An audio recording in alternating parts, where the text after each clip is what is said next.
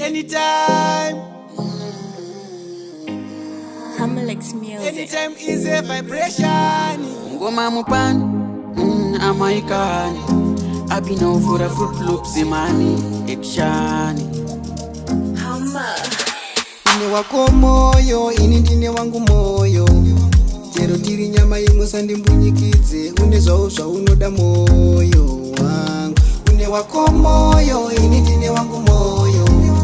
Chero tiri nyama imwe sandimbunyikidze, une zvausva unoda moyo wangu baby. Relationship yasiyana nechitokisi, yandingafire mubhutsu kafanika sokisi. Rudo runenge jeri ndaruramba nikisi, simba rako riri pamuromo kunge pinjisi. Wangu wana dzinoroverana, asi pamwe madhiuzi yanombobonderana. Panyama tinotowirirana, asi madecisions edu anokakatanwa. Une wako moyo, ini ndine wangu moyo. Chero tiri nyama imwe sandimbunyikidze, une zvausva unoda moyo wangu. Une wako moyo, ini ndine wangu moyo.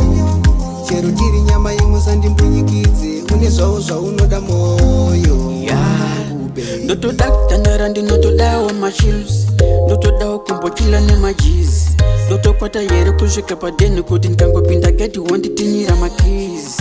Moso yacho iri papi boys, handi mumaronzi ndo mune mapena yemadiva. Mai mwana musandipinza busy, nini ndoda peace dai wamedza Une wako moyo, ini ndine wangu moyo. Chero tiri nyama imwe sandimbunyikidze, une zvausva unoda moyo wangu. Une wako moyo, ini ndine wangu moyo. Chero tiri nyama imwe sandimbunyikidze, une zvausva unoda moyo wangu baby. Relationship yasiyana nechitokisi, yandingafire mubhutsu kafanika sokisi. Rudo runenge jeri ndaruramba nikisi, simba rako riri pamuromo kunge pinjisi. Wangu wana dzinoroverana, asi pamwe madhiuzi yanombobonderana. Panyama tinotowirirana, asi madecisions edu anokakatanwa. Une wako moyo, ini ndine wangu moyo. Chero tiri nyama imwe sandimbunyikidze, une zvausva unoda moyo wangu. Une wako moyo, ini ndine wangu moyo.